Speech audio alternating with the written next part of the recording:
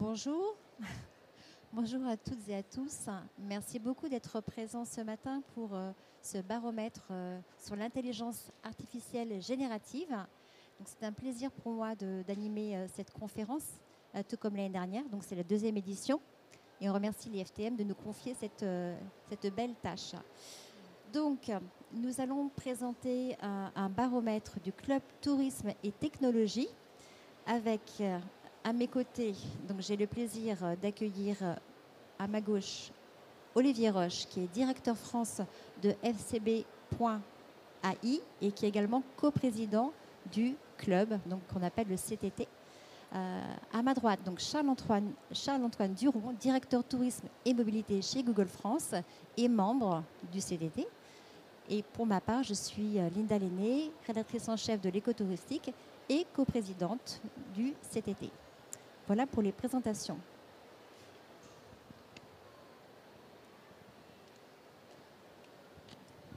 Alors, le baromètre, il est réalisé en fait auprès des membres du club.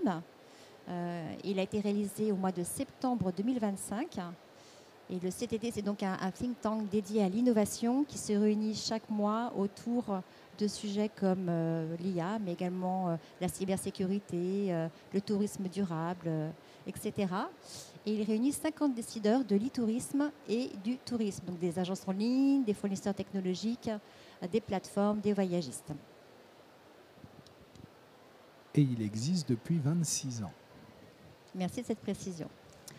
Donc, première question, à quelle fréquence utilisez-vous l'IA générative ChatGPT, puisque c'est effectivement l'IA la plus répandue, c'était celle qui avait vraiment pris ses marques dans le monde entier assez tôt.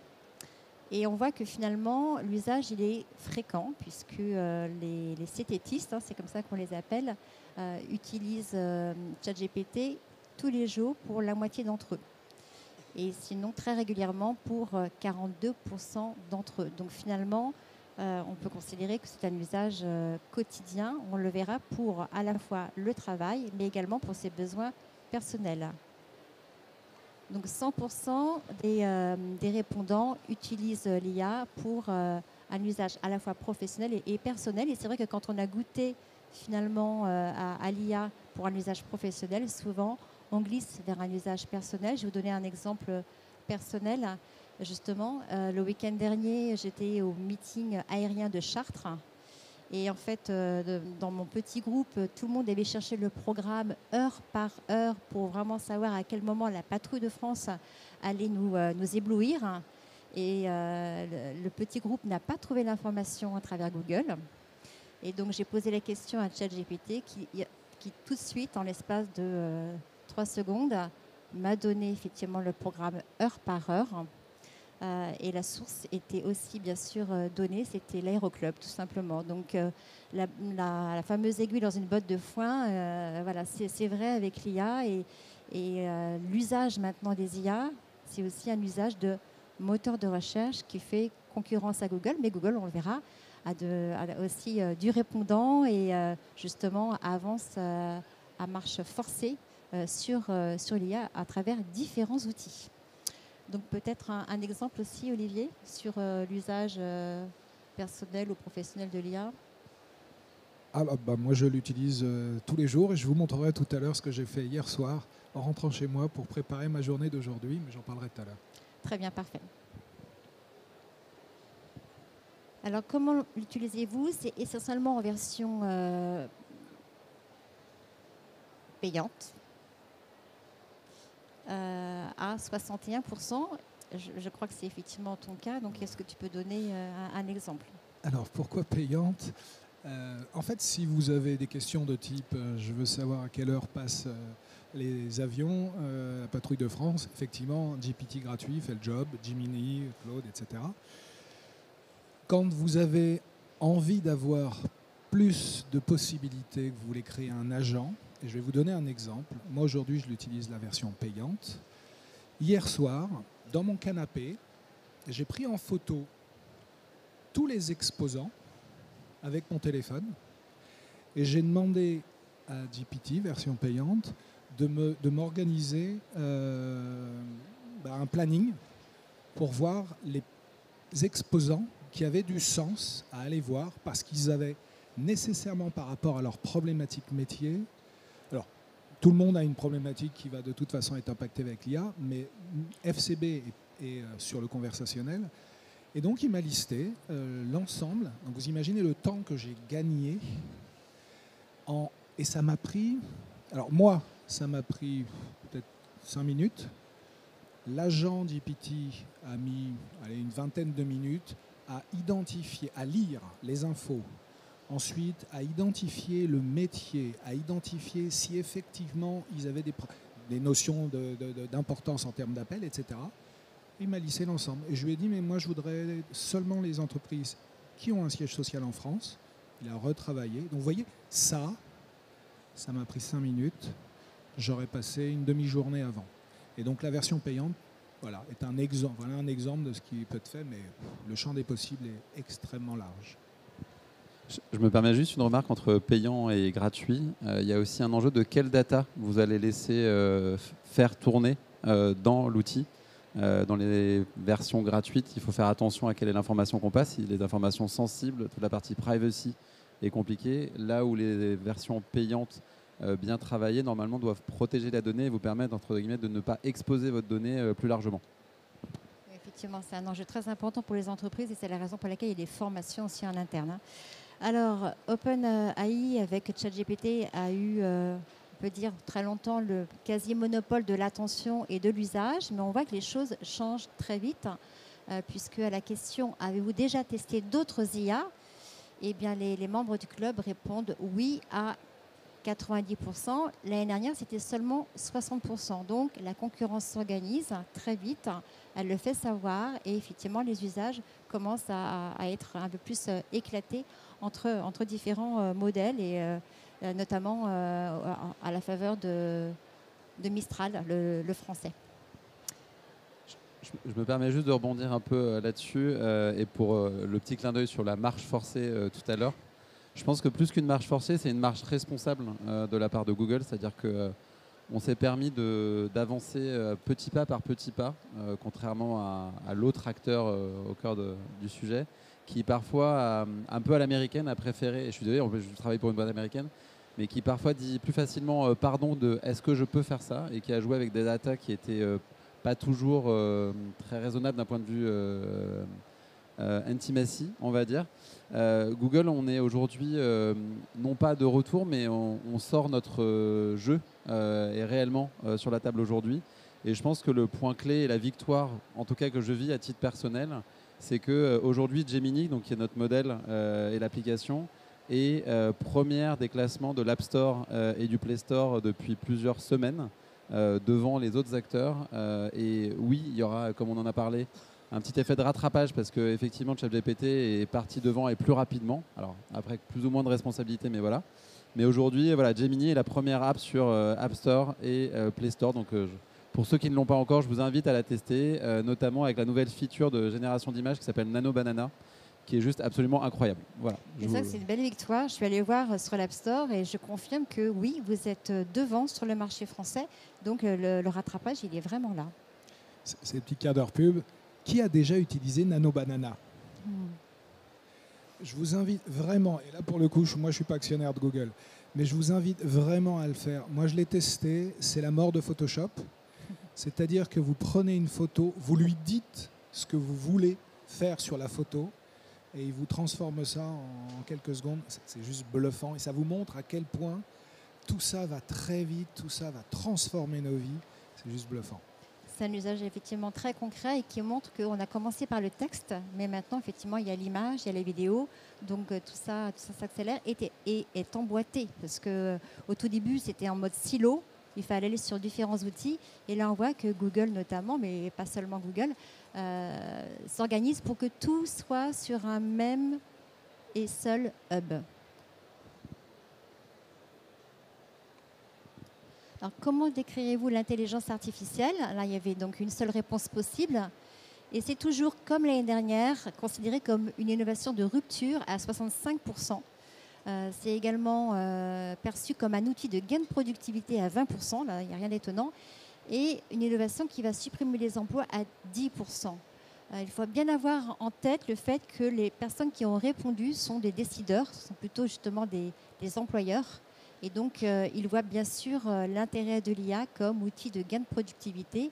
Et le fait que ça puisse supprimer les emplois, ça va un petit peu de pair, même s'il faut aussi parfois dédramatiser, puisque ceux qui vont s'approprier l'IA vont sans doute plus facilement conserver leur job. Peut-être une information sur ça. Effectivement, là, on voit qu'il y a 10% seulement qui s'inquiètent sur la suppression d'emplois qui va être générée. Il faut comprendre qu'il y a une peur plus large chez les employés et pas uniquement les décideurs. Et je vais me permettre de citer un rapport qui s'appelle le Trust Barometer d'un cabinet de conseil qui s'appelle Edelman, qui a identifié 3 peurs principales par rapport à la tech qui sont les cyberattaques en premier, la manipulation de l'information et l'IA et entre guillemets toute l'automation par rapport à l'emploi. Et sur ce dernier point, il y a 49% des personnes interrogées en France qui s'inquiètent de voir leur métier disparaître à cause de l'IA.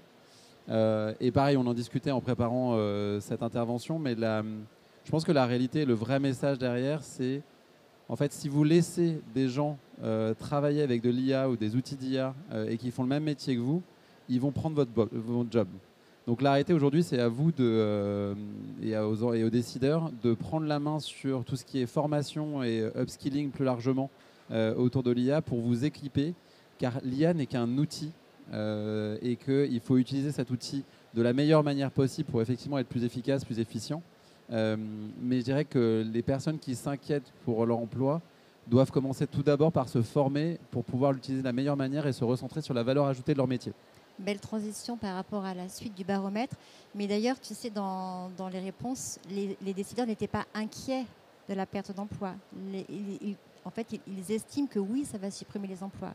Alors que oui, on peut comprendre, les employés, eux, par contre, développent des inquiétudes. Alors, cette question permet de comprendre, et ça ne vous surprendra pas, que finalement, l'IA n'est pas du tout la chasse gardée des équipes tech des entreprises, mais c'est plutôt un outil de travail, un moyen qui est assez transversal et qui donc est utilisé par une partie des salariés dans plusieurs services. Service marketing, service commercial, service bien sûr DSI. Donc, Olivier. Alors, je vais vous parler, moi, de cas concrets. Effectivement, ça touche quasi tous les services. Et il faut vraiment partir de son point de douleur. Je vais vous donner un exemple. Air Caraïbes, on est le bot Camille. Camille, aujourd'hui, répond à dépasser les 150 000 conversations avec un taux de satisfaction qui dépasse les 99%. Donc on n'est plus du tout dans les chatbots d'il y a 15 ans où vous posiez une question et la réponse était à côté. Là, on est sur, je dirais, le plus classique du conversationnel. Mais la PST, par exemple, que vous connaissez sûrement, nous a demandé de travailler sur un outil qui permet de lire les bilans comptables, qui permet de lire des liasses fiscales et qui va faire le travail qu'aurait fait un humain en plusieurs jours, en quelques minutes. On a cette capacité aussi à intégrer de l'upselling, et on va le faire pour une autre compagnie aérienne, ou sur WhatsApp, quand la personne arrive à l'aéroport, on lui propose des services. Donc vous voyez que le champ des possibles est très très large. Et là, on est sur le business, mais imaginez le helpdesk des RH dans des grosses structures, le helpdesk dans les DSI, toute l'intelligence artificielle autre que générative qui permet de bien maîtriser la data. Et on parlait juste avant de la perte de métiers, mais dites-vous bien qu'avec chaque révolution, il va y avoir de nouveaux métiers qui vont apparaître. Et il y en a un que je vois vraiment, c'est qui va être garant de la data dans l'entreprise. Et c'est parce que, encore une fois, l'IA générative, c'est un perroquet statistique. C'est fondamental que la data, que vous nourrissiez votre outil avec les bonnes data. Donc vous voyez, il y a des métiers qui vont disparaître, il y en a d'autres qui vont apparaître. Tout ça, voilà, quelques exemples qui vous montrent que le champ des possibles est très large. Alors intéressant, Olivier, tu parlais de l'APST. Dans le même ordre d'idées, vous connaissez sans doute la médiation du tourisme.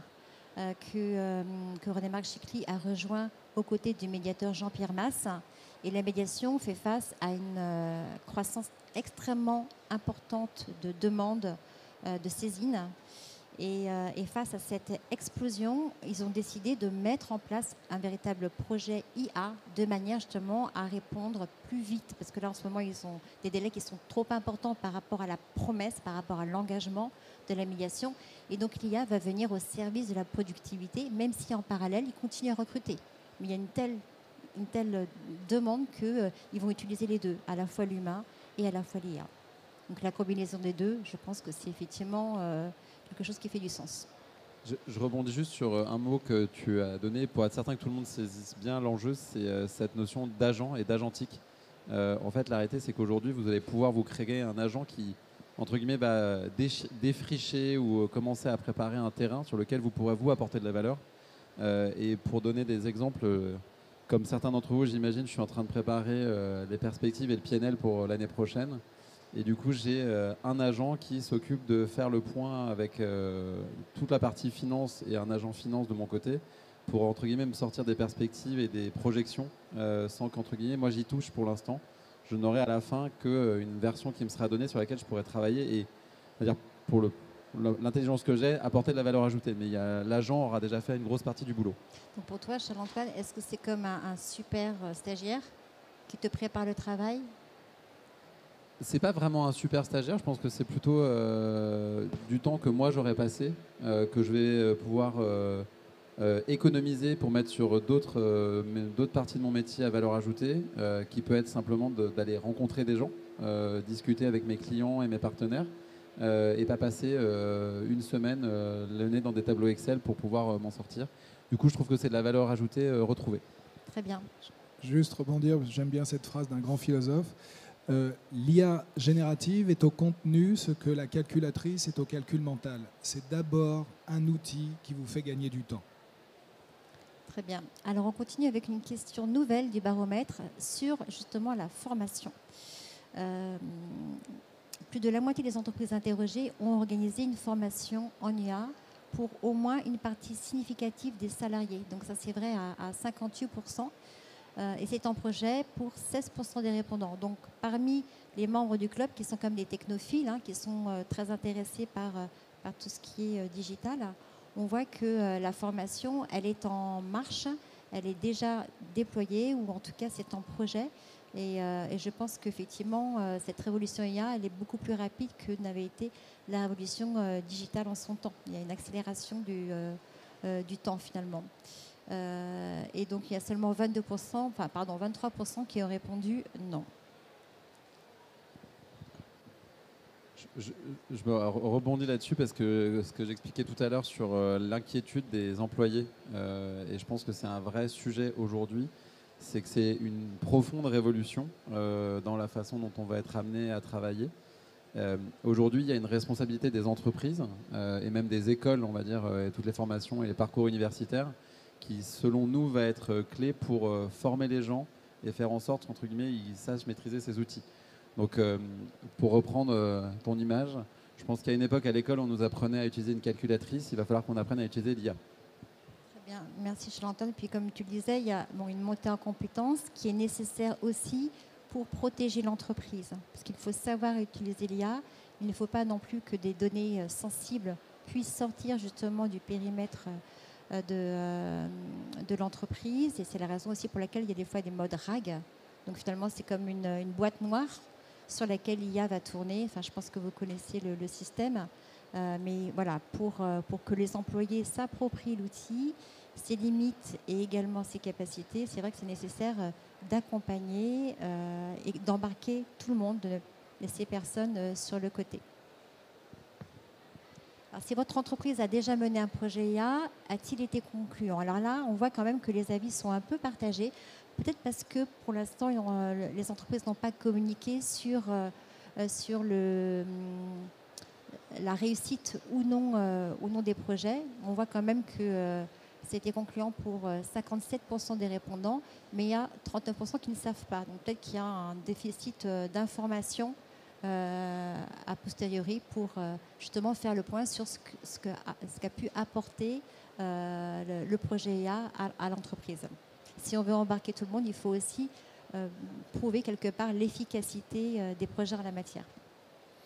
Oui, alors deux choses. Quand le décideur vous répond « ne sait pas », probablement ça n'a pas bien marché, au tout cas qu'il n'a pas suivi le projet, mais ça veut dire que ça ne réglait pas une problématique majeure de son entreprise.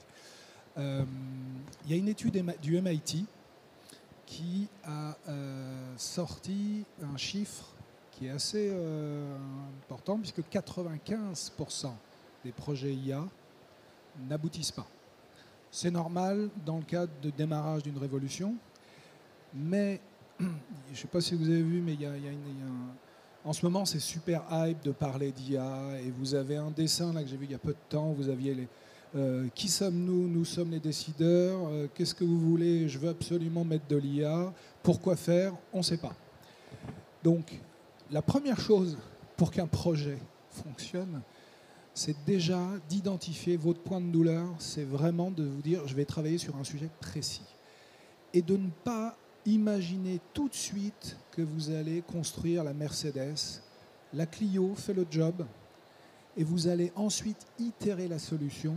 Donc il y a vraiment cette logique-là, et moi je le vois. Alors, on a eu aussi des échecs, on ne va pas se mentir, soit parce qu'on pense que l'intelligence artificielle c'est Harry Potter, et que ça va régler tous les problèmes, et qu'il y a une courbe d'apprentissage, et surtout il faut revenir, il faut rester humble, il faut rester sur une première étape d'un sujet dont vous avez identifié le point de douleur, et qu'on va régler. Et aujourd'hui, il y a suffisamment de recul sur le marché pour savoir que voilà, si vous montez un projet, vous avez 50 000 appels téléphoniques par jour et vous avez 25% d'appels polluants, l'IA aujourd'hui va être capable de régler. Ça, on le sait. Aujourd'hui, on a suffisamment de recul. Il y a d'autres problématiques. C'est un peu exploratoire et effectivement, on prend le risque à un moment de pas... mais 95%, c'est important. J'ai une petite remarque complémentaire sur le sujet, mais qui vient sur la charte précédente. Au-delà de tout ce que tu as dit et qui est totalement juste, je pense qu'il faut aussi avoir en tête qu'on rentre dans une phase 2 un peu de l'adoption de l'IA dans les entreprises. La phase 1 qui a été largement portée par les grands groupes dont je fais partie était d'essayer de trouver le modèle le plus puissant et le plus performant. Aujourd'hui, on rentre dans une phase 2 où pour les entreprises, il faut vraiment faire la balance entre quel est le modèle que j'utilise ou l'agent et entre guillemets quel est le bénéfice que j'en tire d'un point de vue métier, génération de revenus ou autre, mais aussi le coût en fait qui est généré par ce modèle-là, parce que c'est bien joli de faire des POC, enfin des projets one shot avec de l'IA, mais si le lendemain vous dites en fait je passe de quelque chose qui faisait 5000 appels par jour à l'IA à je vais le scaler, enfin le mettre à l'échelle et ça va être 100 000. Là, il va y avoir une question de coût qui va ressortir. Et du coup, je pense qu'il faut aussi bien avoir en tête cette logique de dire on fait des tests, mais regardons tout de suite à l'échelle comment ça se passe.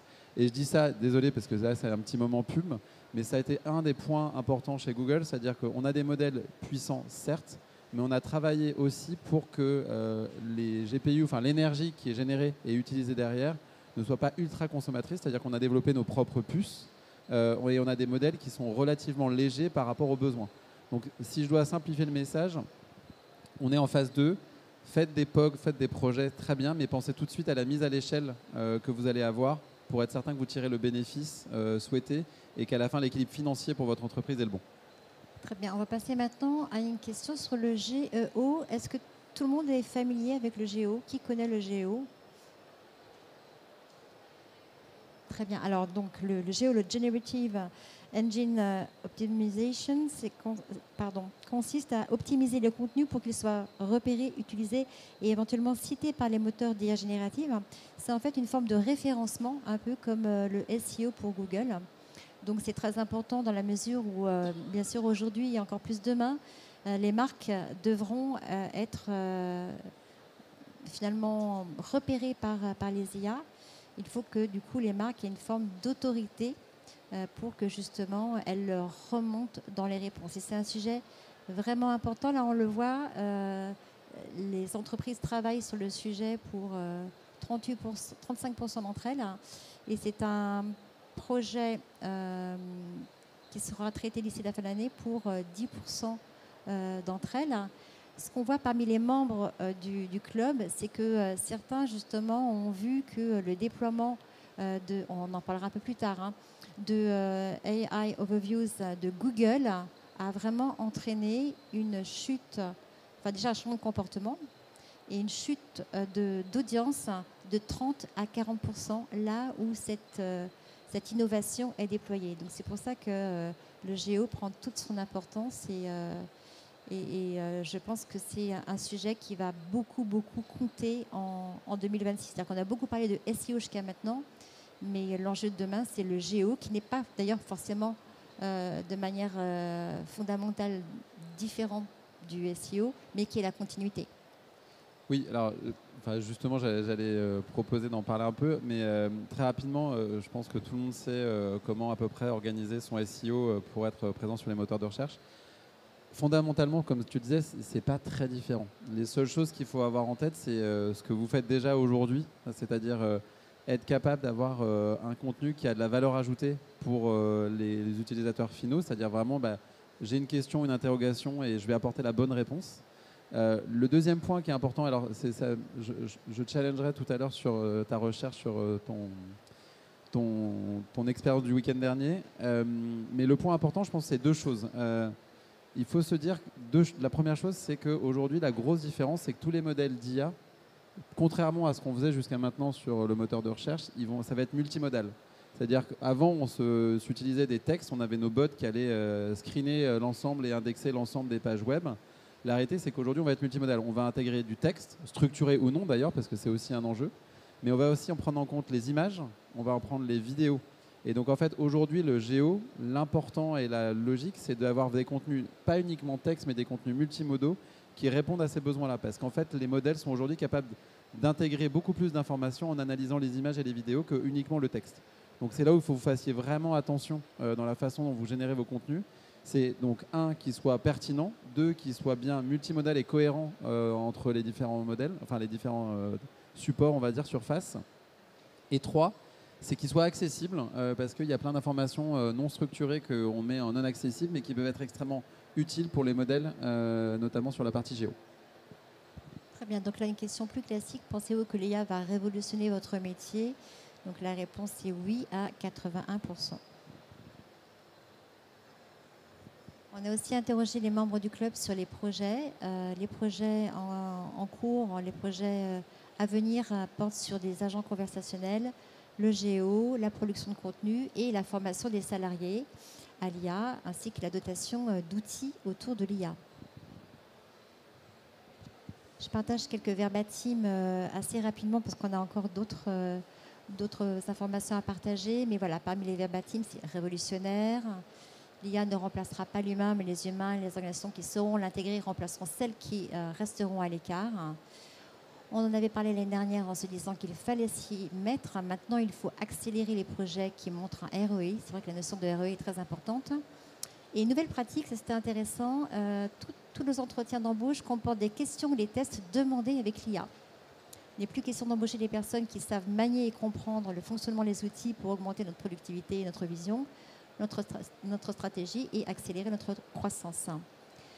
Et là, en fait, il y a quelqu'un qui parle aussi du manque de formation. Donc, même si on a parlé du fait qu'il y avait des formations déjà dispensées, visiblement, ce n'est pas forcément encore suffisant parce que l'IA, ça va très vite, ça bouge tout le temps. Donc, il faut aussi mettre à jour les compétences en permanence. Alors, je vais rapidement passer la parole à Charles-Antoine Duron, mais je vous explique déjà ce qui se passe, ce qu'il y a à l'écran. Donc, on a commencé à parler ensemble de AI Overviews. C'est ça, en fait. Ça s'appelle aussi les aperçus IA. J'ai fait des recherches quand j'étais à la fois en Espagne et également en Allemagne.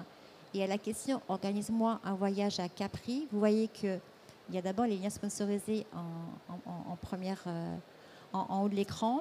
Et ensuite, très rapidement, on a un résumé de réponses qui pourrait satisfaire en fait certains voyageurs qui veulent juste savoir grosso modo qu'est-ce qu'on peut faire sur place.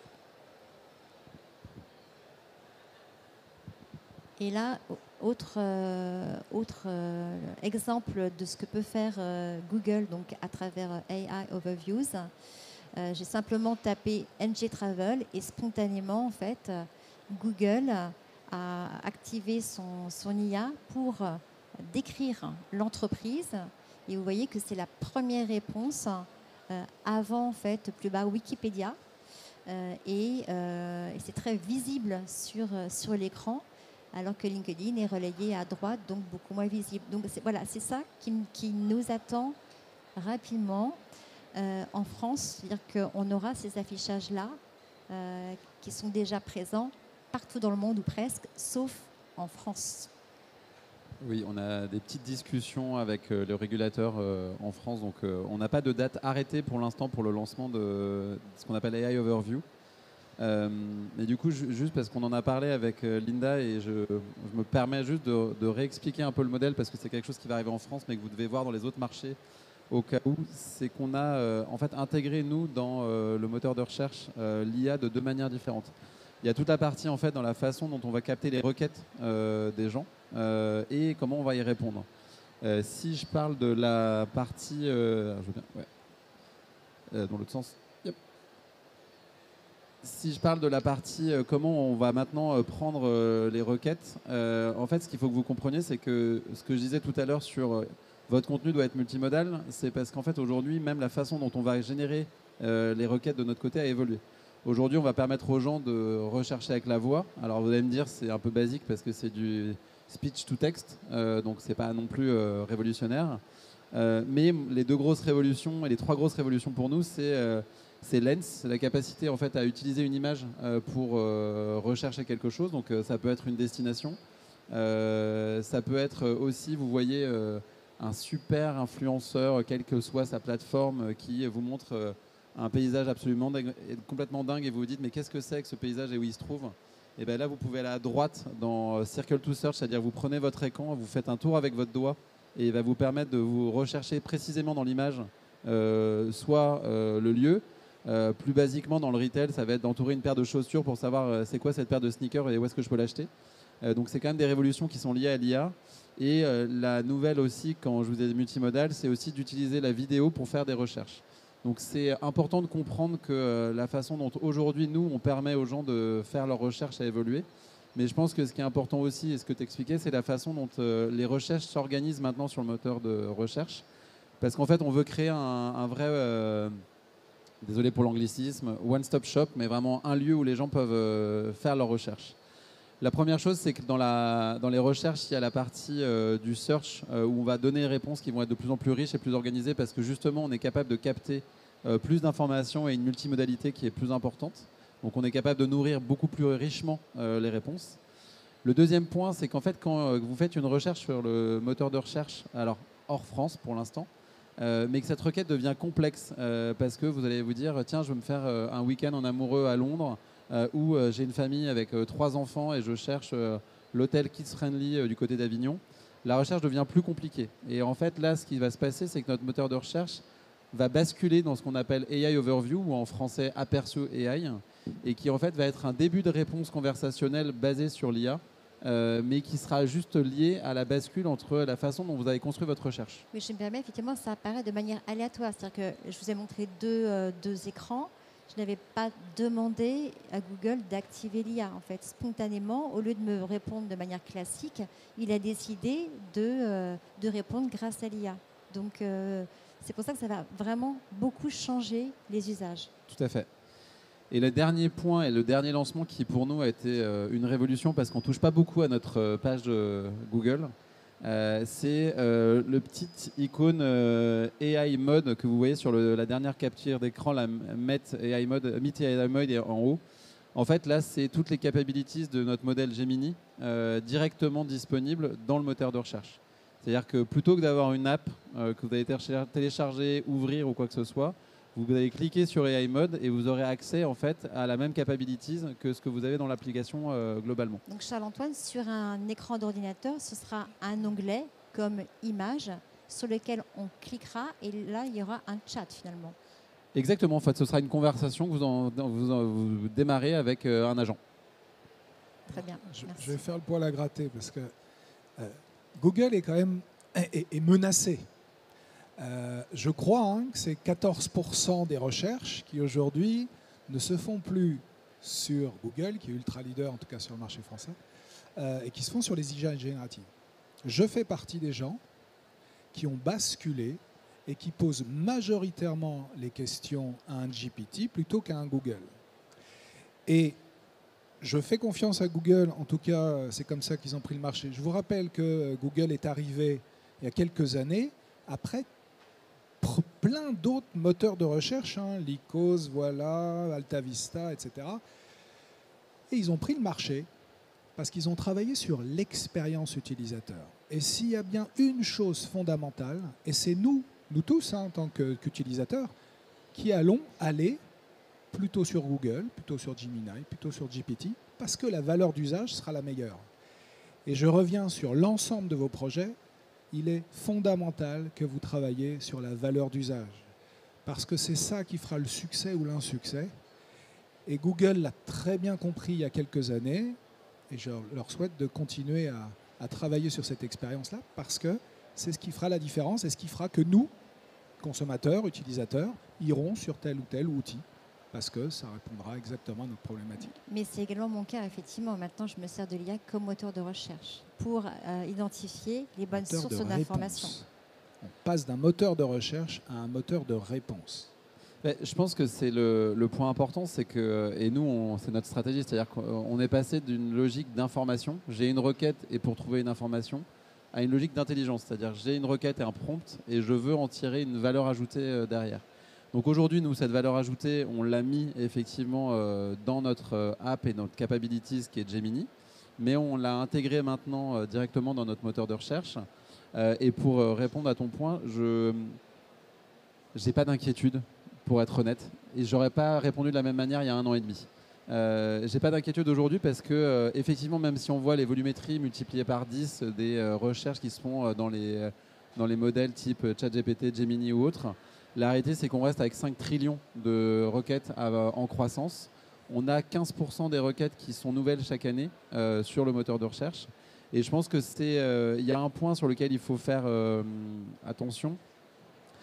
C'est de se dire quelle est l'information qu'on va chercher quand on va dans une app. En fait, parfois on va chercher une recherche qui est simplement informative, parfois on va chercher une recherche commerciale, et je pense qu'aujourd'hui il y a quand même une logique chez Google, c'est de maintenir la logique web et donc de driver du trafic vers les gens en fait, qui vont générer le business derrière, et je pense que ça c'est un élément clé dans notre stratégie. Du coup, moi je crois beaucoup à l'approche qu'on a.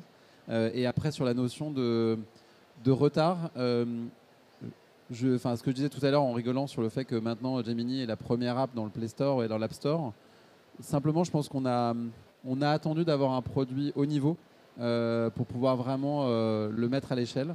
Et je pense qu'aujourd'hui il est haut niveau et qu'on va reprendre, entre guillemets, dans la tête des gens la place qu'on aimerait avoir.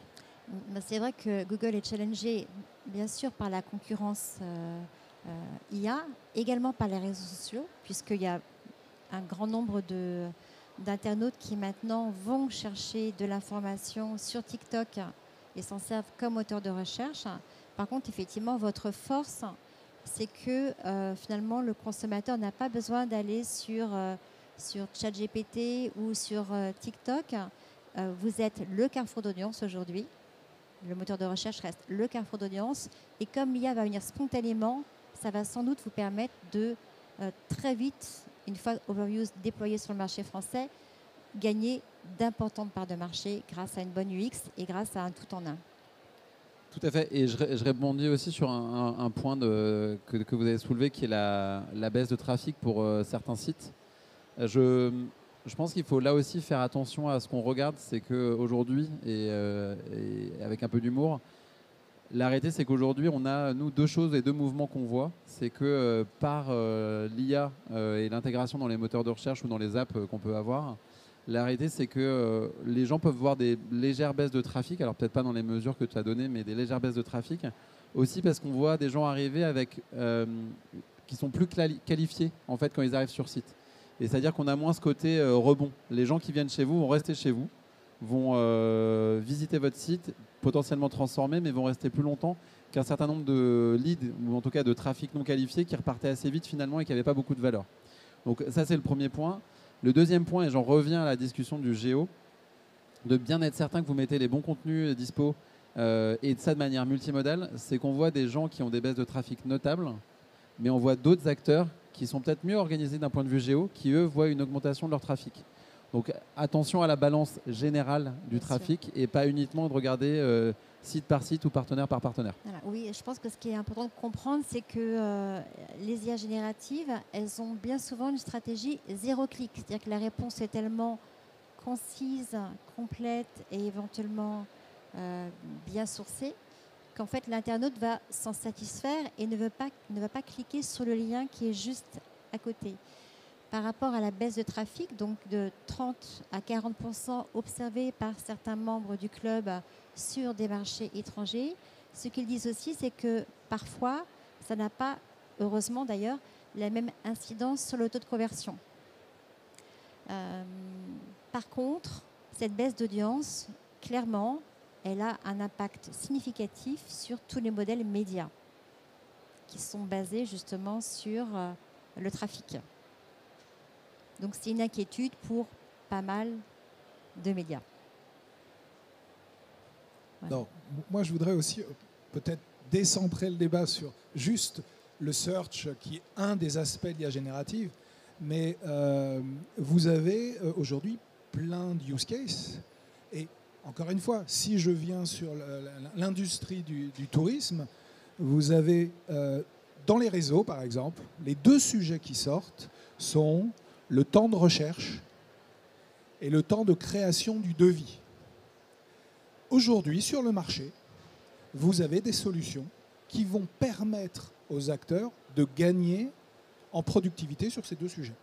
Et celui qui gagnera la partie, c'est celui qui mettra à disposition un outil extrêmement simple et qui sera pris en main par la majorité des personnes. Donc, voilà. Et d'ailleurs, hier, je ne sais pas si vous avez assisté au Startup Contest d'Orchestra, mais parmi les startups qui ont pitché, la plupart, justement, avaient intégré de l'IA pour simplifier, accélérer la recherche de voyages et la création de devis ou de data. Donc, on voit effectivement des acteurs qui émergent et qui saisissent l'IA générative comme une opportunité. Voilà, on va bientôt conclure. Est-ce que vous avez une ou deux questions à nous poser ?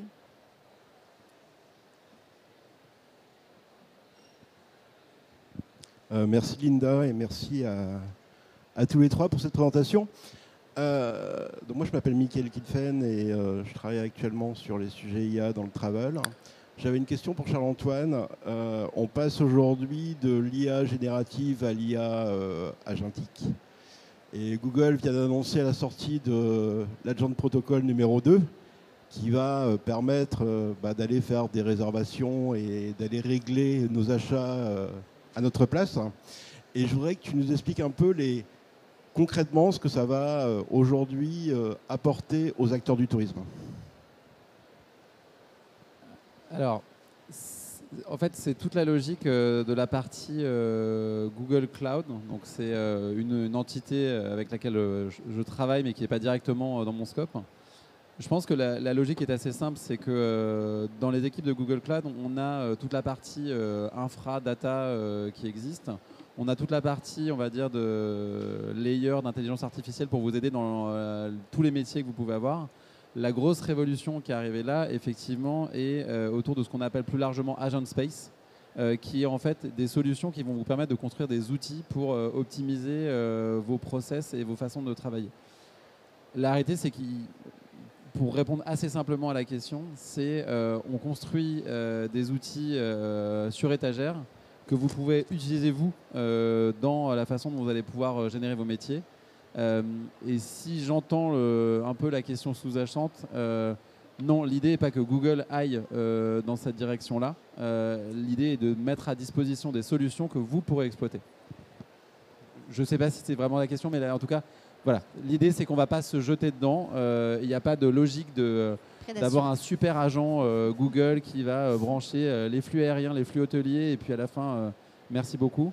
Là, c'est des solutions qu'on met à disposition de l'écosystème pour que l'écosystème l'utilise. Donc n'ayons pas peur. Alors, pas de nous, en tout cas.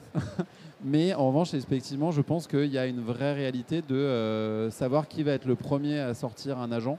Et pour revenir sur la remarque tout à fait juste, un agent qui sera centré sur l'utilisateur final et sur l'ergonomie qu'il offrira. Mais en tout cas, voilà, nous, on offre une solution, mais ça n'est pas, en tout cas que je sache, la stratégie de Google de disrupter cette partie-là. Très bien, merci beaucoup à tous. Merci également de votre attention et bon salon. Merci.